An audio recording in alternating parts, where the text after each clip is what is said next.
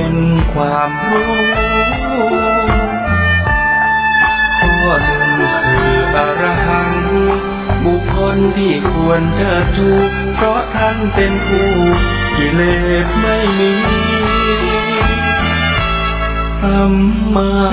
สัมพุทโธ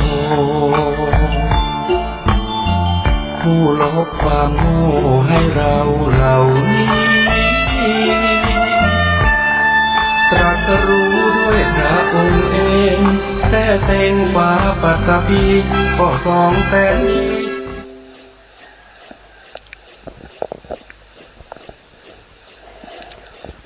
อะระหังสัมมาสัมพุทโธภะคะวะพุทธังภะคะวันตังอะภิวาเทมิสวากขาโตภะคะวะตาธัมโมธัมมังนามาสามิสุปฏิปันโนภะคะวะโต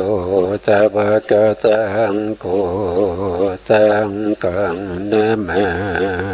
มินะโมตัสสะภะคะวะโตอะระหะโตสัมมาสัมพุทธัสสะนะโมตัสสะภะคะวะโตอะระหะโตสัมมาสัมพุทธัสสะนะโมตัสสะภะคะวะโตอะระหะโตสัมมาสัมพุทธัสสะสัมมาสัม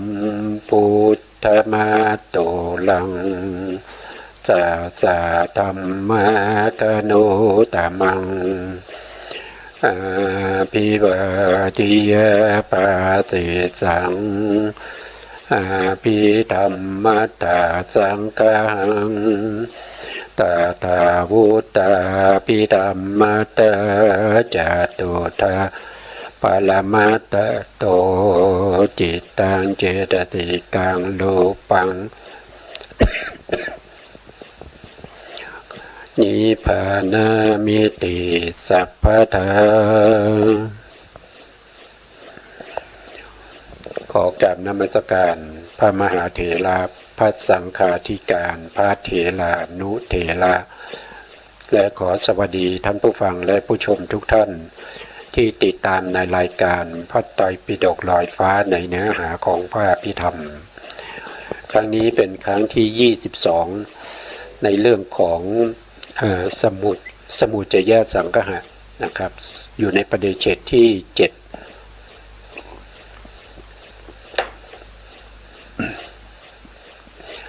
ครั้งที่แล้วผมก็ได้พูดถึงเรื่องของอาสวะสี่ยังไม่จบนะพูดมาหลายตอนแล้วก็ยังไม่จบนะอาสวะสี่นะไปทวนกันนิดหน่อยนะครับว่ามีอะไรบ้างนะครับอาสวะมี4อย่างนะครับก็จะมี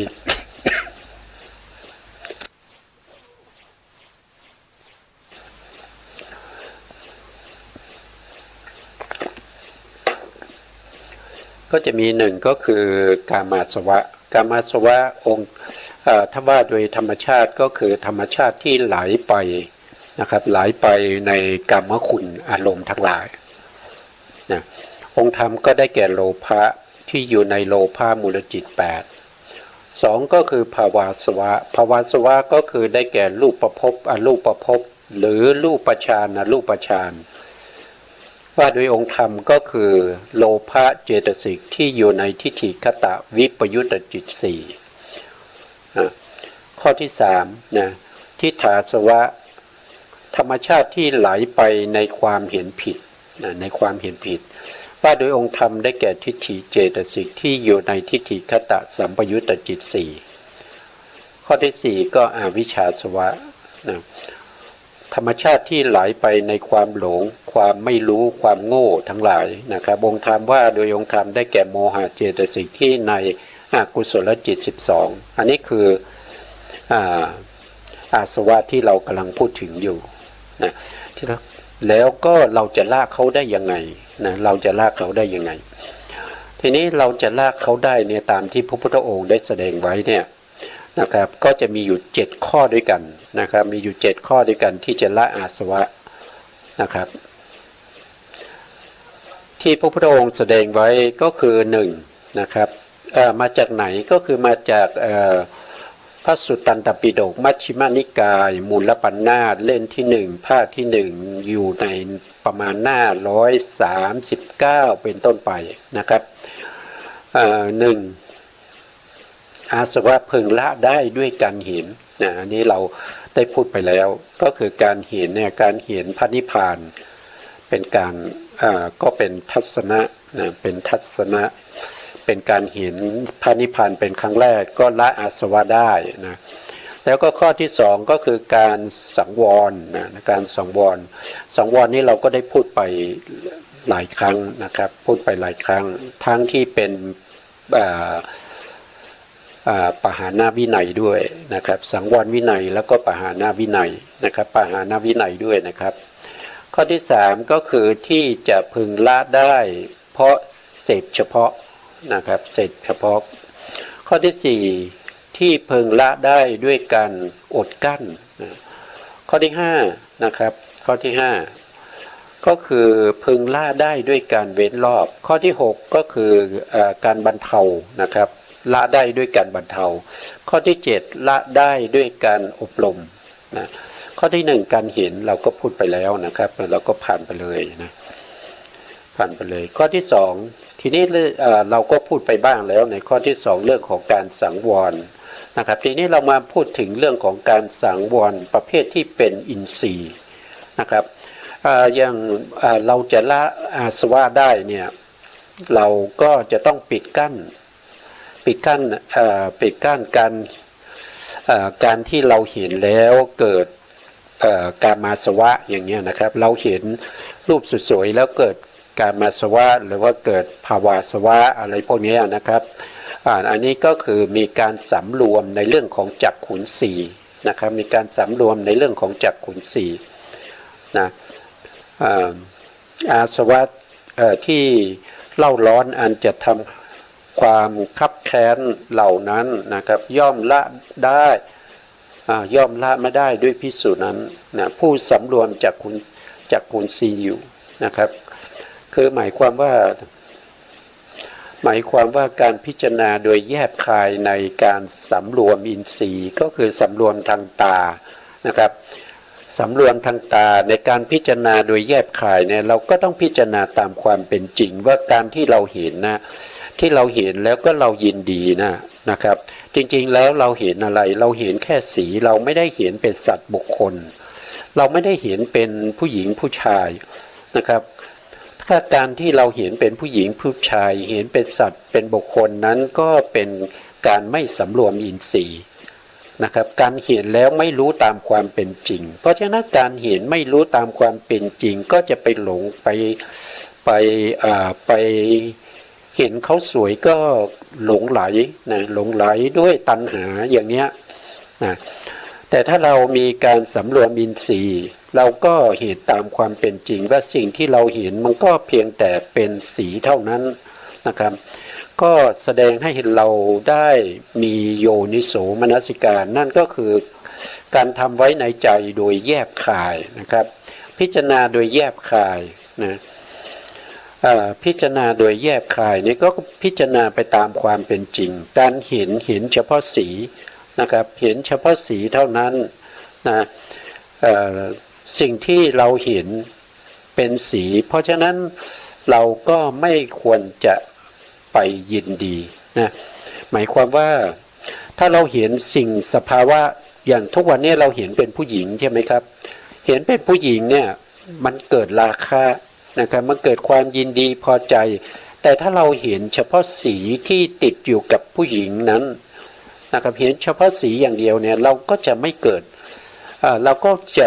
ดความยินดีไม่เกิดความสนใจนะไม่เกิดราคะใช่ไหมครับเพราะว่าสภาวธรรมคือการเห็นก็เห็นแต่สีนะถ้าเราพยายามทำความรู้สึกอย่างนั้นเนี่ย อันนั้นเป็นการเห็นที่เราเรียกว่าเป็นทัศนะเป็นญาณทัศนะนะยถาภูตญาณก็คือเห็นตามความเป็นจริงเนี่ยอย่างเนี้ยมันก็จะละอาสวะได้มันก็ไปปิดกั้นอาสวะที่เกิดทางตาใช่ไหมทางตาที่เราเห็นแล้วเกิดความยินดีเราเมื่อเราปิดกั้นด้วยความรู้สึกว่าเห็นเฉพาะสีเนี่ยความรู้สึกที่ไปยินดีพอใจด้วยตัณหานะครับด้วยกามาสวะเนี่ยมันก็จะหมดไปมันก็จะเป็นอย่างนั้นนะครับมันก็จะเป็นลักษณะเดียวกันนะครับไม่ว่าจะเป็นการเห็นนะจากขุนศีนะครับจากขุนศีก็คือการเห็นนะครับเป็นผู้สำรวมในจักขุนศีนะครับอาสวะและความเล่าร้อนอันทำให้คับแคบเหล่านั้นย่อมไม่มีแก่ภิกษุเห็นไหมครับพระพุทธองค์ได้แสดงไว้ว่า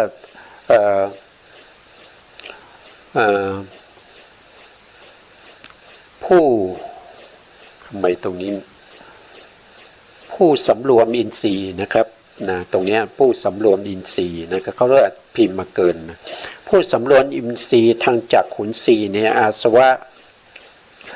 วะและความเล่าร้อนที่กระทำให้คับแคบนะครับเมื่อเรามีอกุศลและจิตในใจเนี่ยก็เกิดความคับแคบในใจนะครับเหล่านั้นย่อมไม่เกิดขึ้นแก่ภิกษุนั้นนะเมื่อภิกษุนั้นสำรวมจักขุนศีอยู่นะครับสำรวมจักขุนศีอยู่ภิกษุเมื่อพิจารณาโดยแยบคายแล้วเป็นผู้สำรวมด้วยการสำรวมในโสตินทรีย์โสตินทรีย์คือการได้ยินเสียงนะครับสำรวมที่หูโสตินทรีย์ก็คือโสตประสาทนะครับก็คือประสาทหูนั่นเองนะครับเป็นอินทรีย์ด้วยเป็นใหญ่เป็นผู้ปกครองในเรื่องของการได้ยินเสียงนะครับโสตินทรีย์เนี่ยนะครับแล้วก็จะมีท่านก็จะพูดถึงอินทรีย์ทั้ง5นะครับตรงนี้นะครับจุดๆเนี่ยนะครับจากโสตินทรีย์แล้วก็สำรวมในคาหินทรีย์นะครับคาหินทรีย์ก็คือการได้กลิ่นนะจมูกนะประสาทจมูกนะครับแล้วก็ถ้าเราสำรวมแล้วนะสำรวมแล้วพระพุทธองค์ก็แสดงให้เราเป็นผู้มีความสำรวมนะครับอาสวะเหล่านั้นก็จะไม่เกิดขึ้นนะพระพุทธองค์ได้แสดงไว้อย่างนี้นะครับแต่เมื่อเราสังวรทั้งจักขุนศีโสตินศีคาหินศีชิวหินศีแล้วเนี่ยเรายังจะต้องมีการพิจารณาโดยแยบคายด้วยนะครับโดยแยบคายก็คือต้องมีโยนิโสมนสิการนะครับโยนิโสมนสิการให้จิตของเราเนี่ยเป็นไปตามสภาวะความเป็นจริงนะครับน้อมใจไป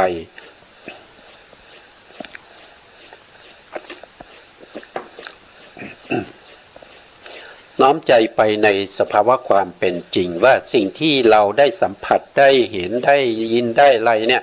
จริงๆแล้วมันเป็นอะไรนะครับจริงๆมันก็เป็นแค่สีแค่เสียงแค่กลิ่นแค่รสแค่สัมผัสการนึกคิดเท่านั้นเองนะครับไม่ได้เป็นสิ่งพวกนี้มันไม่ได้เป็นตัวเป็นตนนะครับสำรวมด้วยเนี่ยนะครับคาหินศีนะภิกษุก็จะมีคำว่าโดยแยบคายอยู่เสมอนะครับโดยแยบคายก็คือโยนิโสมนสิการนั่นเองการที่เราจะมีโยนิโสมนสิการเนี่ยเราต้องมีความรู้เราต้องมีได้ยินได้ฟังมาบ่อยๆนะครับเราถึงจะสามารถที่จะใช้โยนิโสมนสิการได้โดยทำไว้ในใจโดยแยบคายนะถ้าเราไม่มีความเข้าใจไม่ได้ฟังพระธรรมคำสั่งสอนของพระสัมมาสัมพุทธเจ้าแล้วเราไม่สามารถที่จะทำการโยนิโสมนสิการได้เมื่อเราไม่มีโยนิโสมนสิการจิตของเราก็จะไหลไปในฝ่ายที่เป็นอกุศลนะเพราะจิตของเราเนี่ยไหลไปในฝ่ายอกุศลเนี่ยไม่ต้องมีการทำอะไรที่คือมันคุ้นเคยอยู่แล้ว จิตของเรามันคุ้นเคยอยู่กับอกุศลแล้วเพราะฉะนั้นเราก็ไม่จำเป็นที่จะต้องไปโยนิโสอะไรมันจะไปคนเดียวมันจะไปเองเลยนะไม่ใช่มันจะไปเองนะครับเรานั่งอยู่เราไม่ต้องคิดอะไรนะเราก็จะเห็นใจของเราเนี่ยมันจะไหลไปทางอกุศลอยู่บ่อยๆนะครับไหลไปทางอกุศลมันจะไม่มีมันจะไม่นึกคิดไปทางเป็นกุศลเลยนะครับเพราะฉะนั้นเราต้องมีโยนิโสมนสิการโยนิโสมนสิการจะเกิดขึ้นได้ก็จะต้องมีความรู้ความเข้าใจความรู้ความเข้าใจในเรื่องของสภาวธรรมเราจะมีได้อย่างไรก็ได้มีได้ด้วยการได้ยินได้ฟังนะถ้าเราไม่ได้ยินได้ฟังเนี่ย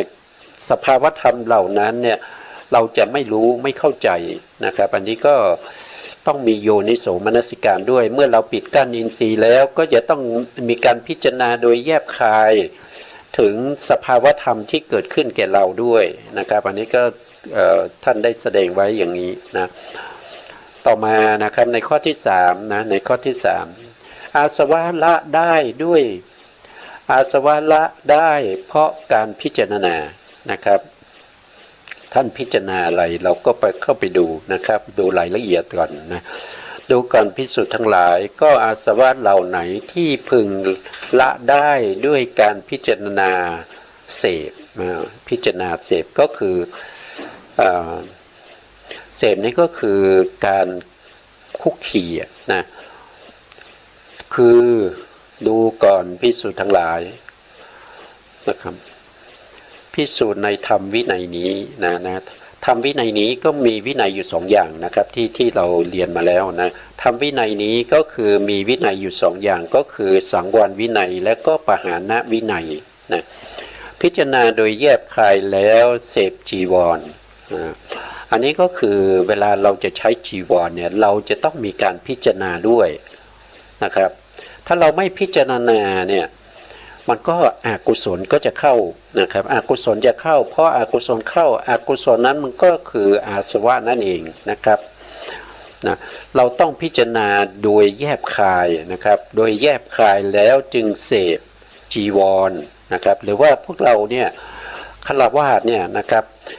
เวลาเราจะใช้เราจะใส่เสื้อนะครับหรือว่าจะแต่งตัวนะครับหรือว่าจะแต่งตัวเพื่อจะออกจากบ้านไปทำกิจอะไรก็ตามเราก็ต้องพิจารณานะครับว่าเสื้อผ้าที่เราสวมใส่นะครับมันเหมาะสมกับสถานที่ที่เราจะไปไหมนะครับแล้วก็เสื้อผ้านี่มีไว้ทำอะไรนะมีไว้ปกปิด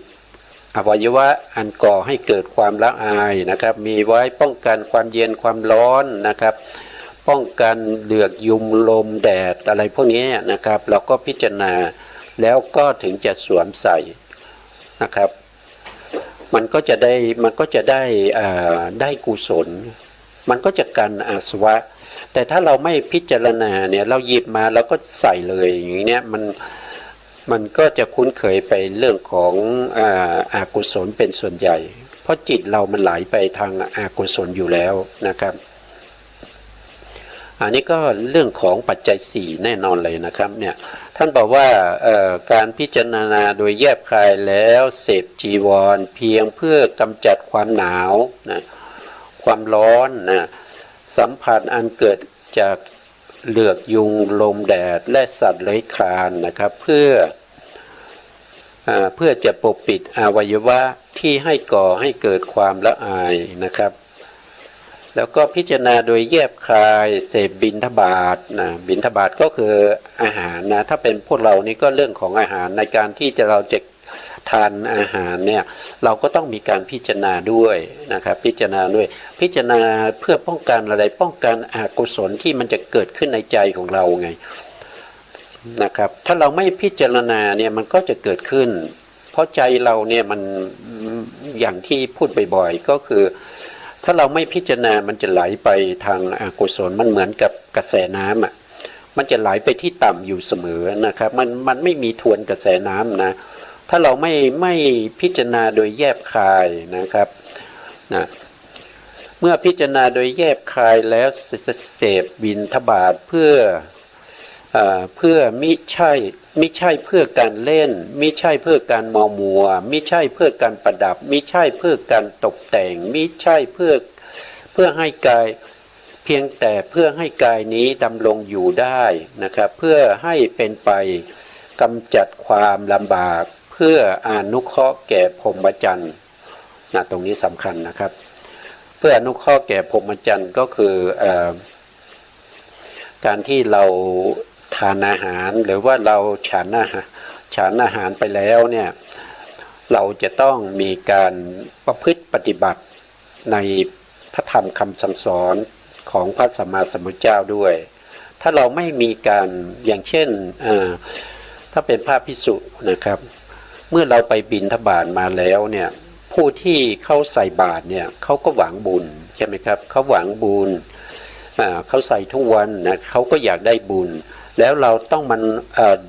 น้อมมานึกถึงตัวเราว่านะครับว่าตัวเราเนี่ยมีบุญอะไรนะครับที่จะให้เขาไหมนะครับมาบิณฑบาตบ้านเขาเนี่ยทุกวันนะเขาก็ใส่อาหารดีๆมาทุกวันนะครับแล้วเรามีอะไรเป็นบุญเป็นกุศลที่จะอุทิศไปให้เขาได้ไหมนะครับอันนี้ต้องคิดนะครับเพราะว่ามันมีพระสูตรอยู่เรื่องหนึ่งนะครับที่เป็นครอบครัวที่ค่อนข้างจะยากจนนิดหนึ่งนะครับมีแม่กับลูกสาวนะครับแม่กับลูกสาวอยู่นะครับแล้วก็พระภิกษุสงฆ์นะก็ไปบิณฑบาตที่บ้านนี้ทุกวันนะครับแม่เขาเนี่ยมีความศรัทธานะครับเขาก็จะเตรียมอาหารไว้ให้แก่พระภิกษุที่มาบิณฑบาตทุกวันนะครับอาหารดีๆนี่ก็มาใส่บาตรนะครับอยู่มาวันหนึ่งพอดีว่าคุณแม่เนี่ยมีธุระนะครับที่ต้องไปออกจากบ้านไปก่อนที่พระภิกษุสงฆ์จะมานะครับแม่ก็สั่งลูกสาวไว้นะครับว่าถ้าพี่ชายของเธอมานะครับมาบิณฑบาตเธอจงเอาอาหารนี้นะครับเอาข้าวนี้เอาเนื้อนี้นะเอาอาหารนี้ใส่บาตรให้พี่ชายของเธอนะครับแล้วลูกสาวก็ถามว่านะลูกสาวก็ถามว่าแล้วแม่จะกินอะไรนะครับแม่ไม่สำคัญเท่าไหร่นะแม่ก็กินข้าวกับน้ำผักดองก็ได้นะครับแต่อย่าให้พี่ชายของเธอต้องลำบากเลยนะพระภิกษุสงฆ์นะครับที่ไปบิณฑบาตนะครับพอดีไปแล้วก็ไปได้ยินคำนี้นะไปได้ยินคำที่แม่กับลูกสาวเขากำลังคุยกันอยู่ในเรื่องของการที่จะในการที่จะใส่บาตรนะครับคือเขาเอาอาหารดีๆนะครับใส่บาตรนะแต่ตัวเขาเนี่ยกินอาหารที่ไม่ค่อยดีนะครับเพียงแต่ประทังชีวิตไปวันๆนะครับ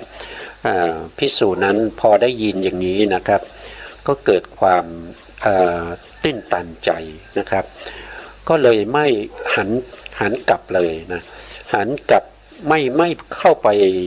รับบิณฑบาตและหันหลังไปเลยนะครับก็เข้าไปถึงที่วัดถึงที่พักนะครับเข้าไปในกุฏินะครับแล้วก็ไปพิจารณานะครับไปพิจารณาว่าตัวเองเนี่ย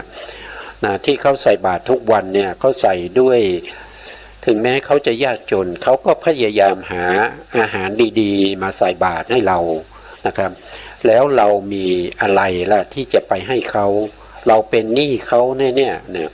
ตั้งแต่เรามาอยู่นี่ก็หลายปีแล้วนะครับเราก็ไปบิณฑบาตที่บ้านนี้ทุกวันแล้วก็ได้อาหารที่ดีๆมาทุกวันนะดังนั้นเขาก็เลยตั้งใจว่าถ้าเขาจะพระภิกษุขอปฏิบัติธรรมนะครับถ้าไม่ได้ปฏิบัติธรรมไม่ได้รักษาศีลไม่ได้เจริญวิปัสสนาสมาธิวิปัสสนาให้ได้ดวงตาเห็นธรรมแล้วเนี่ยเขาจะไม่ไปบิณฑบาตนะเขาตั้งใจดีอย่างนี้เลยนะเขาจะไม่ไปบิณฑบาตแล้วเขาจะอดนะแล้วเขาก็มีความพยายามในการที่จะปฏิบัตินะครับปฏิบัติ สมณธรรมของเขาเนี่ยจนในที่สุดเนี่ยเขาก็ได้ดวงตาเห็นธรรมเป็นโสดาบันนะครับเมื่อเขาได้เป็นโสดาบันแล้วเนี่ยเขาก็มีคุณสมบัตินะครับที่สมควรแก่บิณฑบาตนั้นนะสมควรแก่บิณฑบาตที่ชาวบ้านเขาให้มาด้วยศรัทธานะพระภิกษุสงฆ์ก็เริ่มไปบิณฑบาตนะเพราะว่าได้มีคุณธรรมที่สมควรแก่อาหารที่ชาวบ้านเขาใส่บาตรมานะครับอันนี้ก็เป็นเรื่องจะมีอยู่ในพระไตรปิฎกนี่แหละนะครับแต่ผมจำไม่ได้ว่าจะอยู่ในสูตรไหนอย่างไรนะครับอันนี้ก็ให้พวกเราพิจารณานะครับพิจารณาก่อนฉันอาหารบิณฑบาตนะครับก็จะเป็นลักษณะนี้เราชาวบ้านเนี่ยเราก็ต้องพิจารณานะครับเราทานอาหารไปเพื่ออะไรนะเราทานอาหารไปเพื่อให้ร่างกายนี้อยู่ได้เพื่อให้สามารถที่จะประพฤติพรหมจรรย์ไปได้นะครับแต่ถ้าเป็นชาวโลกโดยทั่วไปแล้วเขาก็ทานอาหารเขาก็ไม่ได้คิดอะไรนะครับเขาก็ทานไปอย่างนั้นทุกวันนะเขาไม่ได้พิจารณาหรอกนะแต่ถ้ามีการพิจารณาเนี่ยมันก็จะกันอกุศลได้นะครับกันอกุศลที่เข้ามาได้พวกอาสวะที่เป็นกามอาสวะที่จะไปติดใจในรสชาติของอาหารก็ถูกกันออกไปนะครับก็ถูกกันออกไปนะอย่างนี้ก็เป็นการละอาสวะได้ด้วยการพิจารณานะครับท่านได้แสดงไว้อย่างนี้นะครับเราดูต่อไปนะครับเราดูต่อไปนะครับด้วยความคิดว่าจะกำจัดเวทนาเก่าอันนี้คือหมายถึงว่าการที่ฉันบิณฑบาตนะที่เป็น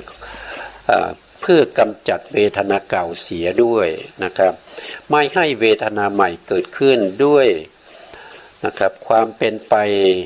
โดยไม่มีโทษนะและความเป็นอยู่สบายนะครับจะมีแก่เรานะครับอันนี้ก็คือพิจารณาฉันอาหารนะครับต่อไปนะครับ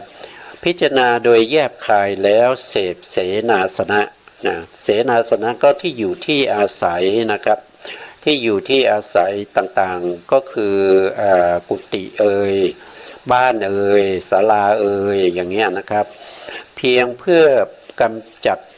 ความหนาวความร้อนสัมผัสแห่งเหลือกยุงลมแดดและสัตว์เลื้อยคลานเพื่อบรรเทาอันตรายในฤดูนะครับแต่ละฤดูนะ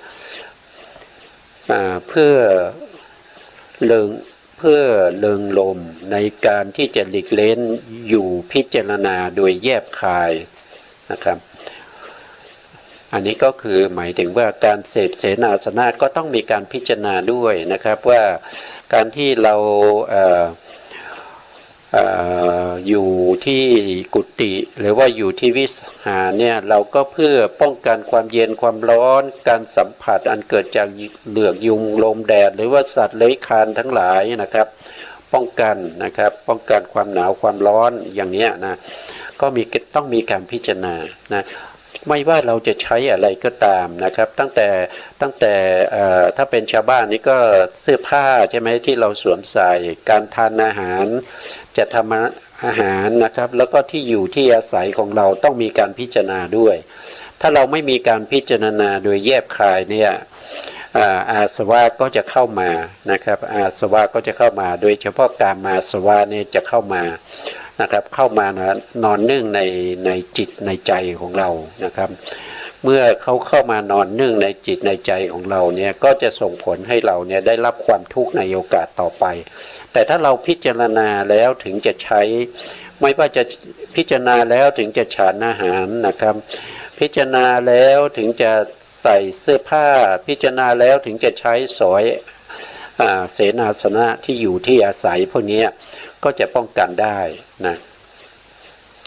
ต่อไปนะครับก็จะมีอีกอย่างหนึ่งก็คือเรื่องของยารักษาโรคนะครับก็เป็นปัจจัย4นะครับปัจจัย4ก็มีตั้งแต่เสื้อผ้านะครับอาหาร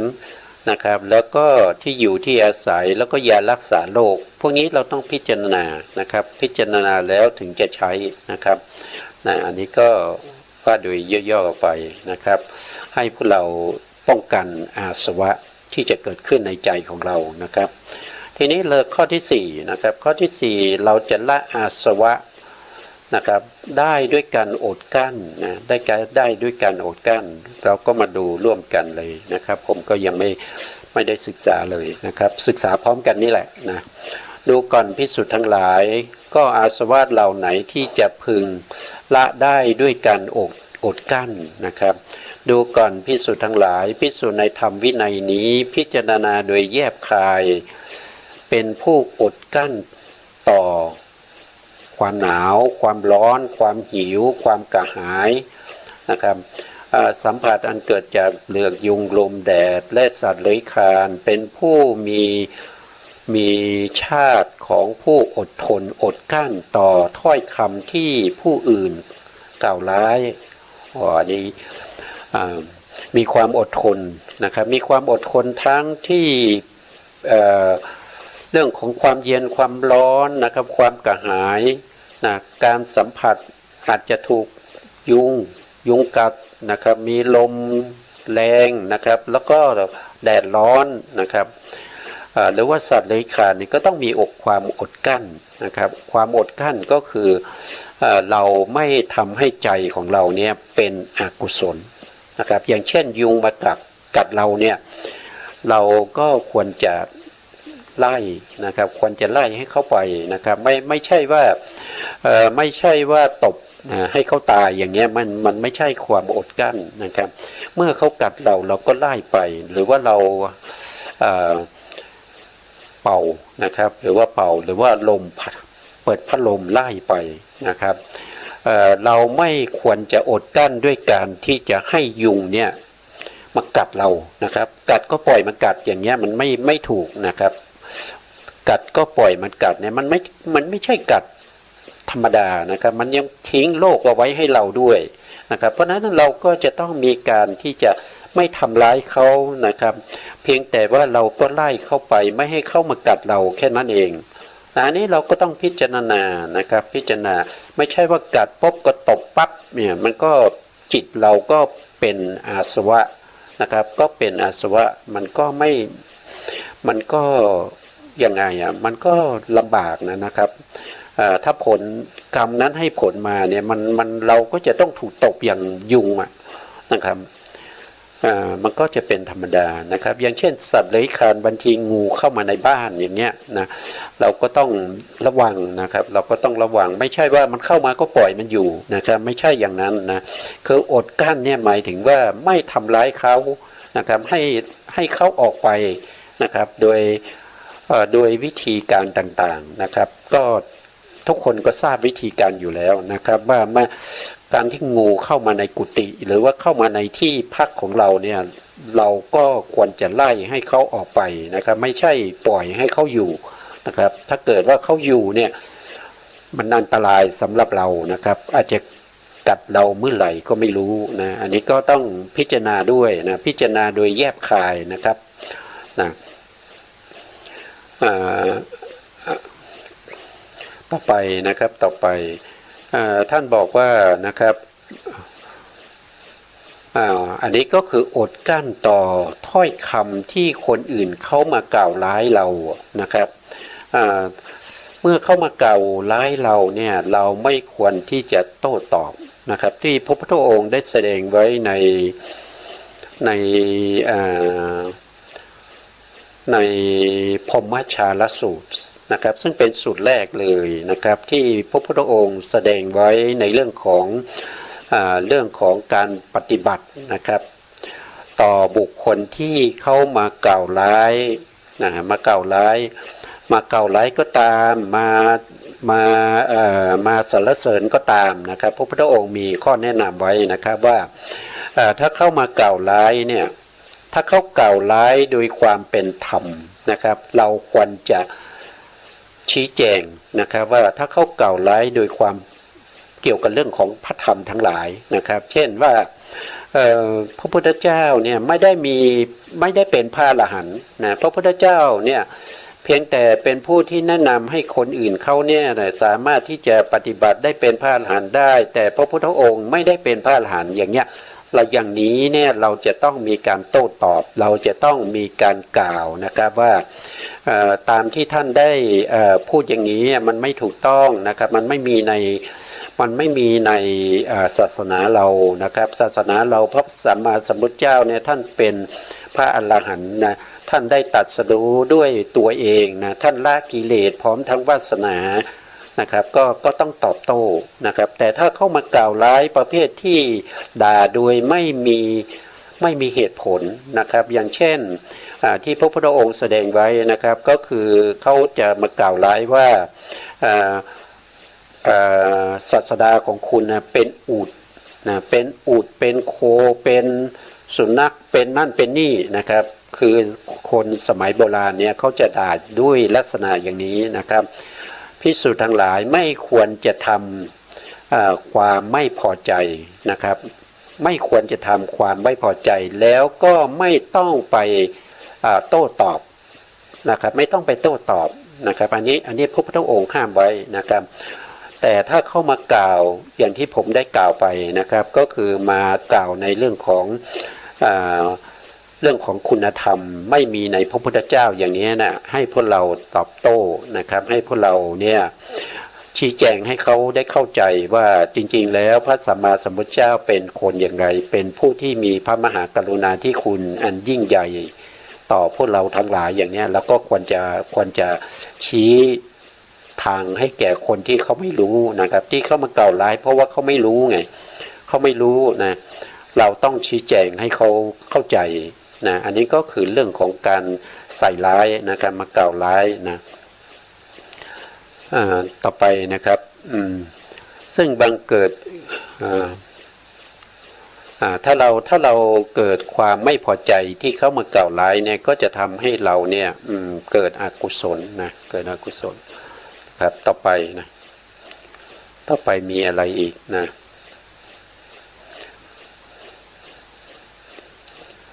ก็พวกนี้ก็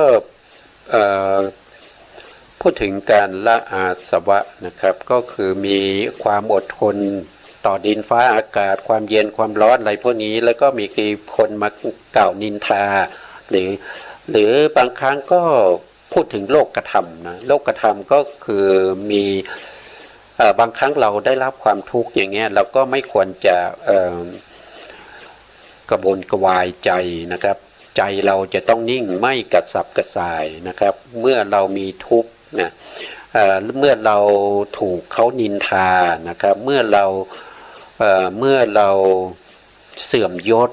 นะครับเมื่อเราเสื่อมยศนะพวกนี้นะเราควรจะมีจิตใจที่สามารถที่จะพิจารณาในสภาวะธรรมทั้งหลายนะครับอย่างเช่นถ้าเขานินทาเราเนี่ยเรารู้เนี่ยเราก็ต้องพิจารณานะครับว่า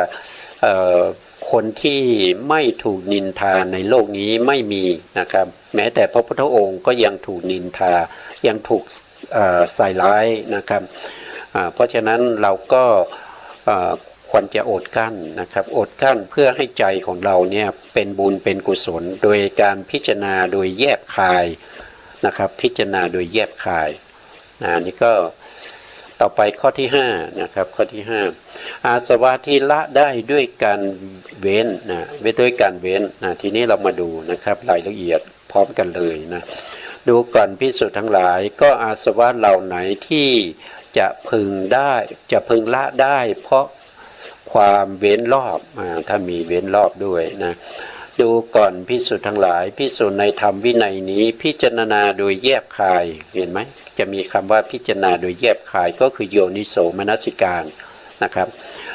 แล้วดิกหนีนะช้างดุนะอย่างเช่นช้างดุเนี่ยเราต้องเว้นนะครับเราไม่ใช่ช้างดุแล้วก็ไม่ยอมเว้นไม่ยอมหนีนะครับมันอันตรายนะครับม้าดุเนี่ยโคดุเนี่ยสุนัขดุเนี่ยนะงูนะครับงูร้ายเกินนะครับ บางทีมีหลักต่อนะครับเวลาเราเดินไปจะไปชนเนี่ยเราก็ต้องเว้นใช่ไหมครับต้องเว้นนะครับสถานที่มีหนามนะครับมีหนามมีบ่อมีหิวเนี่ยพวกนี้เราต้องเว้นนะครับเต็มไปด้วยของที่เราไม่สะดวกนะครับบางที่ก็เป็นที่โสโครกนะครับเพื่ออะไรก็เพื่อพรหมจรรย์นะครับเพราะเรายังไม่มีคุณธรรมนะครับเรายังไม่มีคุณธรรมประเภทที่เป็นอภิญญานะครับอภิญญาเรายังไม่มีอภิญญาไม่สามารถแสดงฤทธิ์ได้นะครับเราก็ต้องเว้นพวกนี้ไปก่อนนะครับไม่ใช่ว่าอยู่ๆช้าง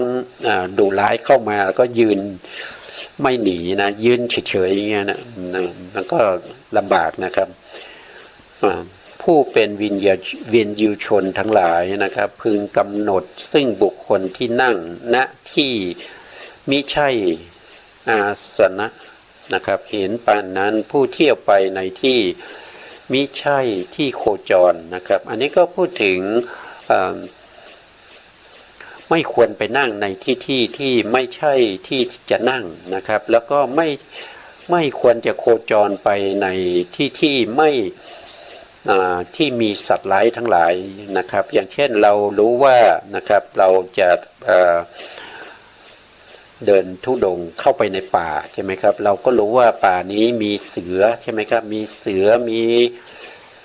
มีอะไรมีโคนะครับมากมายนะครับเราก็ควรจะดิกเลี่ยงนะครับเราไม่ควรจะเข้าไปนะถ้าเราเข้าไปแล้วถ้าไปพบไปเจอกับเสืออย่างเงี้ยนะครับเราก็อาจจะถูกทำร้ายได้อันนี้ก็ให้พวกเราต้องระวังต้องเว้นรอบเลยนะครับต้องพิจารณาโดยแยบคายก่อนนะครับที่จะเดินทางเข้าไปในที่สถานที่ต่างๆนะครับเพราะว่าพระภิกษุสงฆ์เนี่ย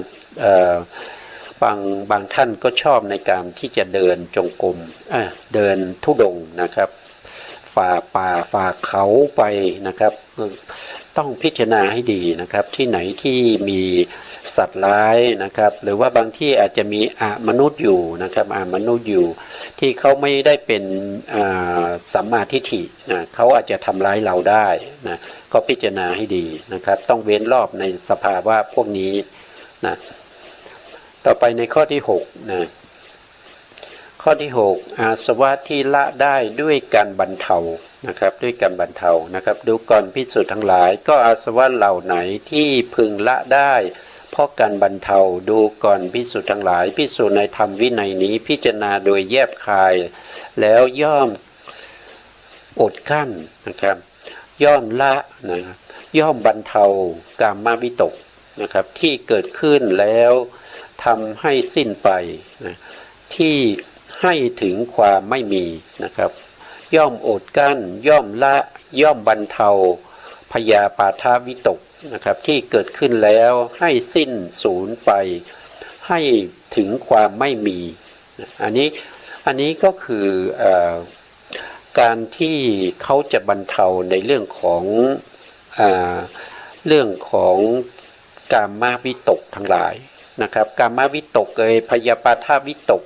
หรือว่าจะเป็นวิหิงสาวิตกคือความเบียดเบียนอย่างเงี้ยนะครับบางครั้งในใจเราเนี่ยมันจะไหลไปในส่วนที่เป็นอกุศลใช่ไหมครับเราก็ไปตึกในเรื่องของกามวิตกมากเกินไปนะครับพระพุทธองค์แนะนำไม่ให้เราเนี่ยตึกในเรื่องของกามวิตกนะครับถ้าเธอจะตึกเธอต้องตึกอย่างนี้หนีทุกเนี่ยพระพุทธองค์ทรงแสดงไว้นะครับในพระสูตรเนี่ยหนีทุกขสมุทัยหนีทุกขานิโรธหนีทุกขานิโรธคามินีปฏิปทาให้พวกเธอตึกอย่างนี้นะครับหรือว่าให้พวกเราเนี่ยตึกว่านะครับอย่างเช่นตึกในเรื่องของขันอย่างเงี้ยนะครับอย่างเช่นรูปประขันใช่ไหมรูปนะครับรูปเป็นอะไรรูปเป็นทุกขสัตว์อย่างเงี้ยรูปเป็นทุกขสัตว์นะเหตุให้เกิดรูปเป็นสมุทัยนะครับเหตุที่ทำให้ถึงความดับรูปเป็นนิโรธสัตว์นะข้อปฏิบัติให้ถึงความดับรูปเป็นมรรคสัตว์อย่างนี้นะครับ แล้วก็ตึกในเรื่องของเวทนานะครับเวทนาเป็นทุกขสัตว์นะครับเหตุเกิดเวทนาเป็นสมุทัยนะเหตุให้ถึงความดับเวทนาเป็นนิโรธสัตว์นะข้อปฏิบัติให้ถึงความดับเวทนาเป็นมรรคอย่างนี้นะครับเป็นมรรคสัตว์พระพุทธองค์ให้ตึกในเรื่องของอริยสัจสี่ไม่ควรจะไปตึกในเรื่องของกามวิตกนะครับตึกไปถึงผู้หญิงนะครับตึกไปถึงผู้หญิงสวยๆอย่างเงี้ยตึกไปถึงเรื่องของอาหารที่เราได้ทานเมื่อเช้านี้อร่อยดีนะครับตึกไปถึงเรื่องของจีวรนะครับเสื้อผ้านะครับหรือว่าตึกไปถึงความเป็นอยู่นะครับความเป็นอยู่ที่มีความสุขสบายนะครับมีอากาศดีมีแอร์อย่างเงี้ยนะครับอย่างสิ่งพวกนี้เป็นการตึกไปในเรื่องของกามวิตกนะครับกามวิตกแต่ถ้าเราจะตึกอีกอย่างหนึ่งนะครับกลับจากกามวิตกมาก็จะเป็นเนคขมมะนะครับเนคขมมะถ้าเราตึกในลักษณะอย่างนี้เนี่ยเราก็จะต้องตึกต่อไปว่าเป็นที่เหมาะสมในการที่เราจะเจริญสมณธรรมนะครับไม่ใช่คิดเอาเองนะแต่ต้องปฏิบัติด้วยนะครับอย่างเช่นในที่มีอากาศพอดีอากาศเป็นสัปปายะเนี่ยเราก็จะต้องมีการปฏิบัติสมณธรรมนะครับเจริญสมถะบ้างวิปัสสนาบ้างนะครับแต่การเจริญสมถะแล้วก็วิปัสสนาเนี่ยเราก็จะต้องมีความรู้ในเรื่องนี้ก่อนนะเราต้องมีสัจจญาณก่อนถ้าเราไม่มีสัจจญาณไม่มีความรู้เนี่ยเราไปปฏิบัติมันจะผิดนะพอมันผิดแล้วมันเป็นอัธยาศัยมันติดเป็นนิสัยนะมันแก้ไม่ได้มันแก้ยากนะมันแก้ยากเพราะฉะนั้นบางคนเนี่ยแก้ไม่ได้เลยนะครับถ้ามีคนที่เขารู้เนี่ยเขามาแนะนำเนี่ยเราจะไม่ฟังนะเราจะไม่ฟังเราจะไปยึดเอาสิ่งที่เราคุ้นเคยเราปฏิบัติอยู่บ่อยๆซึ่งเป็นสิ่งที่ผิดนะซึ่งเป็นสิ่งที่ผิดถ้าเราไม่มีความรู้เนี่ยปฏิบัติยังไงก็ไม่มีทางที่จะถูกกว่านะ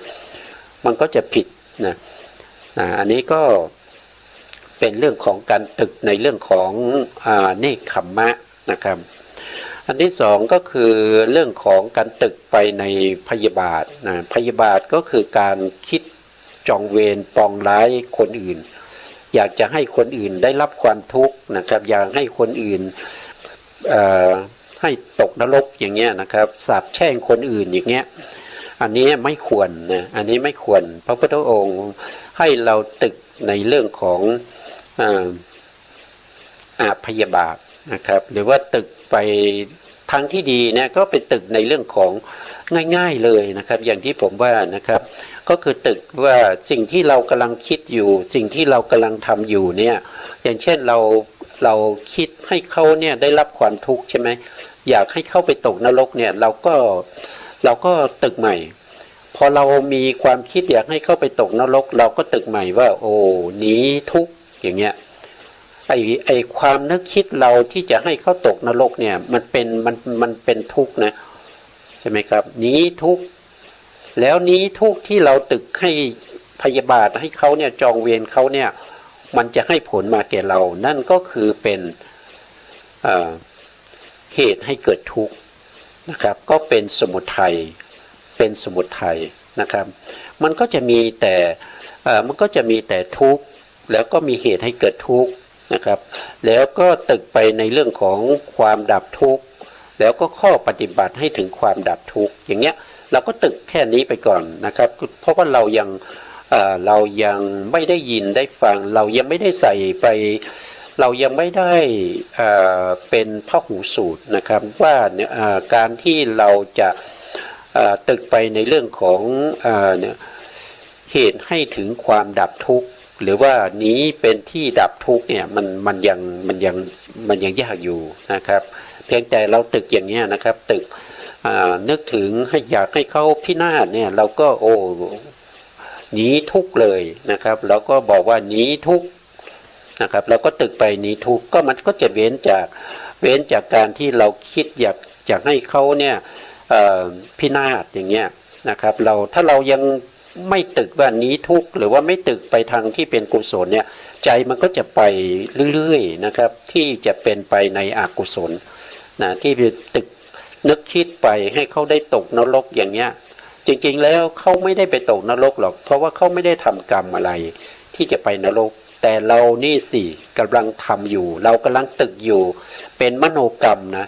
เป็นมโนกรรมนะครับมโนกรรมนี่ก็ให้ผลได้นะครับอย่างเช่นมโนสิ่งที่เป็นนิยตามิจฉาทิฏฐิก็เป็นมโนกรรมนะนิยตามิจฉาทิฏฐิเนี่ยเป็นตัวที่ให้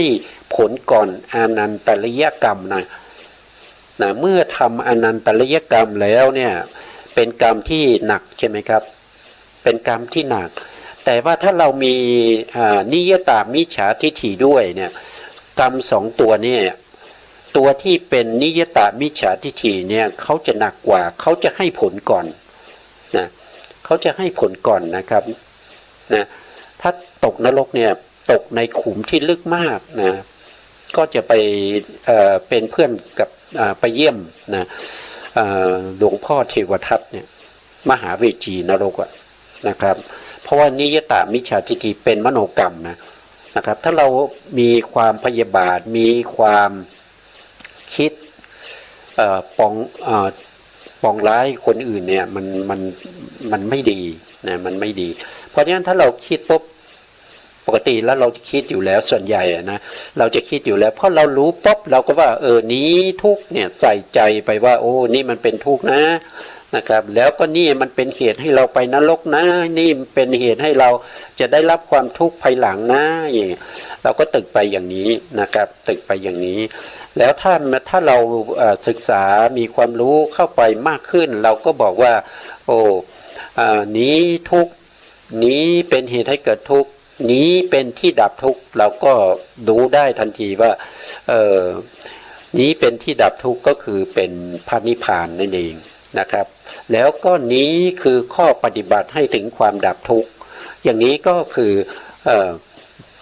ตัวองค์มรรคนั่นเองนะสัมมาทิฏฐิอย่างเงี้ยสัมมาทิฏฐิสัมมาสังกัปปะนะครับตอนนี้เรากำลังพูดถึงสัมมาสังกัปปะอยู่นะครับบางท่านอาจจะไม่เพราะว่าเขาไม่ได้บอกนะพระพุทธองค์ไม่ได้แสดงไว้แต่ว่าโดยรายละเอียดแล้วเป็นมิจฉาสังกัปปะนะการตึกไปในเรื่องของกามวิตกการตึกไปในเรื่องของพยาบาทการตึกไปในเรื่องของวิหิงสาที่จะเบียดเบียนให้ได้รับความทุกข์อันนี้มันเป็นมิจฉาสังกัปปะนะครับเพราะฉะนั้นถ้าเราจะเปลี่ยนนะครับก็กลับมาเป็นสัมมาสังกัปปะสัมมาสังกัปปะก็คือตึกอยู่ในเรื่องของเนคขมมะตึกอยู่ในเรื่องของอาพยาบาทตึกอยู่ในเรื่องของอาวิหิงสานะครับก็จะเป็นในลักษณะแบบนี้นะครับก็สามารถที่จะละอาสวะได้ด้วยนะละอาสวะได้ด้วยนะครับต่อไปข้อที่7นะข้อที่7ก็คือเรื่องของการอบรมนะครับผู้ที่อบรมนะครับก็สามารถละอาสวะได้นะครับมาดูรายละเอียดนะดูก่อนภิกษุทั้งหลายอาสวะเหล่าไหนที่พึงละได้ด้วยการอบรมดูก่อนภิกษุทั้งหลายในธรรมวินัยนี้พิจารณาโดยแยบคายจะมีโดยแยบคายอยู่เสมอเลยนะครับอันนี้คือโยนิโสมนสิการนะครับแล้วเจริญสติสัมโพชฌงค์สติสัมโพชฌงค์นะครับสัมโพชฌงค์เนี่ยโพชฌงค์เนี่ยเป็นองค์แห่งการตรัสรู้นะองค์แห่งการตรัสรู้นะครับสติสัมโพชฌงค์ก็คือสติปัฏฐานสติปัฏฐานก็เป็นสัมโพชฌงค์ได้นะครับสติปัฏฐาน4นะครับมีกายานุปัสสนาสติปัฏฐานจิตานุปัสสนาสติปัฏฐานเวทนานุปัสสนาสติปัฏฐานจิตานุปัสสนาสติปัฏฐานแล้วก็ธรรมานุปัสสนาสติปัฏฐานพวกนี้ก็เป็นโพชฌงค์นะเป็นโพชฌงค์เพราะว่าทั้งหมดไม่ว่าจะเป็นสติปัฏฐานสมปัฏฐาน4อิทธิบาท4อินทรีย์5พละ5โพชฌงค์พวกนี้มันจะรวมลงในมรรคมีองค์8นะครับมันจะรวมลงไปที่มรรคมีองค์8นะเพราะฉะนั้นสิ่งพวกนี้เป็นสิ่งที่จริงๆแล้วมันสิ่งเดียวจริงๆแล้วก็เขาเป็นสิ่งเดียวกันนะครับเพียงแต่ว่า เราจะแสดงโดยไหนตามอัธยาศัยของผู้ฟังนะครับพระพุทธองค์แสดงไว้อย่างนั้นนะครับเจริญสติสัมโพชฌงค์นะครับเจริญสติสัมโพชฌงค์เนี่ยก็คือง่ายเลยนะครับก็กำหนดรู้ถึงรูปนามที่มันปรากฏอยู่ในร่างกายของเราเนี่ยนะครับที่มันปรากฏอยู่นะครับมีสติที่รอบรู้ในเรื่องของอิริยาบถต่างๆนะอิริยาบถนะครับทั้งที่เป็นอิริยาบถใหญ่อิริยาบถเล็กนะครับอิริยาบถย่อยพวกนี้นะครับแล้วก็มีสติปิดกั้นในเรื่องของอกุศลทั้งหลายนะมีสติก็สติสังวรก็มีนะครับก็ไปปิดกั้นไว้นะดูต่อไปนะครับการเจริญสติสัมโพชฌงค์อาศัยวิเวกอันนี้คืออาศัยความสงบนะอาศัยวิเวกอาศัยวิราคะนะวิราคะนี่คือจริงๆแล้วนี่เป็นไวยพจน์ของพระนิพพานนะครับราคะนี่เป็นอกุศลเติมวิเข้าไปก็คือพ้นจากราคะนะครับพ้นจากราคะนะอาศัยนิโรธะอันนี้คือนิโรธก็คือพระนิพพานเลยนะนี่น้อมไปในการสละออกนะครับเจริญธรรมวิจยะสัมโพชฌงค์นี่คือตัวปัญญานะครับตัวปัญญานะครับเจริญวิริยะสัมโพชฌงค์เจริญปิติสัมโพชฌงค์เจริญปัสสัทธิสัมโพชฌงค์เจริญสมาธิสัมโพชฌงค์โดยอาศัยวิเวกอาศัยวิราคะอาศัยนิโรธะน้อมไปในการสละนะครับอันนี้จะได้พูดโดยรายละเอียดอีกทีเรื่องของโพชฌงค์นะครับจะอยู่ในเรื่องของโพธิปักขิยธรรม37ประการด้วยกันนะครับวันนี้ก็เอาไว้แค่นี้นะครับเวลาหมดนะ